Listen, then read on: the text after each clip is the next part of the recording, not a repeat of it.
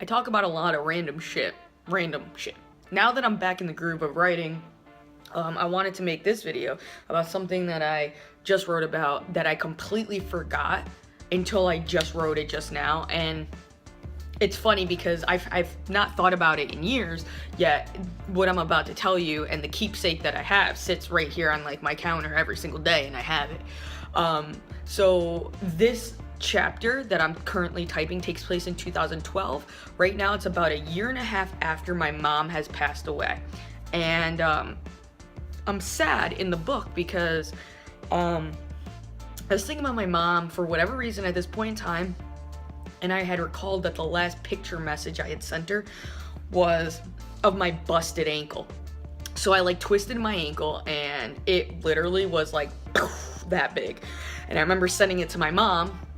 She was a nurse. I remember sending it to my mom and being like, do you think this is normal? And she wrote back like, you need to go to the hospital. Like, your ankle is probably broken. That's how bad it is. And I ended up, she made me go to the hospital because I was like, I better go. If she says I should go. I went, it wasn't broken, sweet. However, the sneakers I was wearing that night, I refused to wear again. And the reason why is a combination. It was a combination of I busted my ankle in these sneakers, but really it's probably the like drinking. But I associated it with pain, and then I associated it with, wow, this is the last fucking like picture message I sent to my mom was because of these fucking sneakers, and I just never wore those sneakers again. And so at this point, it's a year and a half after my mom passed away, and I recall seeing these sneakers like sitting there in my closet. And I was like, fuck it, like I'm gonna wear them, they're ACGs, like I love sneakers, I have so many sneakers. I was like, oh fuck it, I'm just gonna wear it. I put my foot into the sneaker and I stepped on something and I was like, huh. And it was a keychain, this keychain right here. Now, this keychain is shaped like a diploma, right? It says class of 2004 on it. I graduated high school in 2004. I've never seen this keychain in my life at this point. Never seen it in my life. And it was strange to me, and so at the time it was a shitty time because my mother's husband was like keeping my younger siblings away from me, and I was very stressed out. It's around Christmas time, and I remember picking this up, and I was like, that's fucking weird, like I've never seen this before. And on the back it says, I am with you always and will watch over you wherever you go. I don't know if you could read it, but it's a Bible verse on the back of this keychain, Genesis 28:15.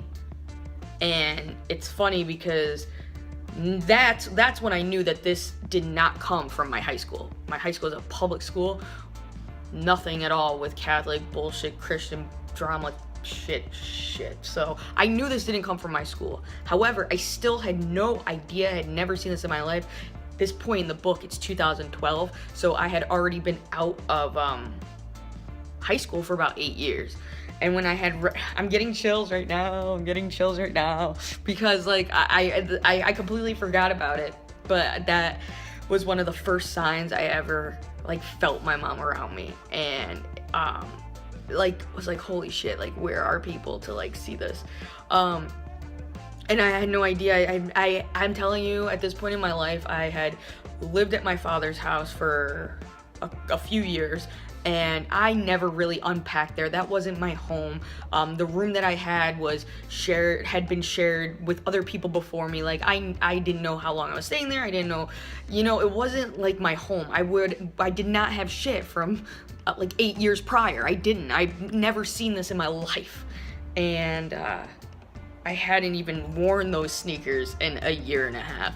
So it was just mind-blowing. And as I just wrote this page in my book right now, like, and I'm typing it up, it completely reminded me of that feeling when I first looked at this keychain and was like, holy shit. And now I keep it hanging next to my mom's stuff because it was one of the first times I realized that, wow, she is literally right here, and she'll always be with me and watch over me wherever I go.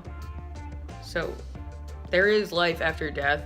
And no matter what religion you are, or who the fuck you believe in or don't believe in, there's something after that that's, at least for me, very ... very energetic, very spiritual in a sense that it exists. They exist, and the people you love are there. You gotta look for the signs, or in the worst case, don't look for the signs and be open to receiving them, because this is just one of a whole boatload of things that have happened to me over the time after my mom has died. That's all I gotta say. Man, it feels good to start writing again. And we're done!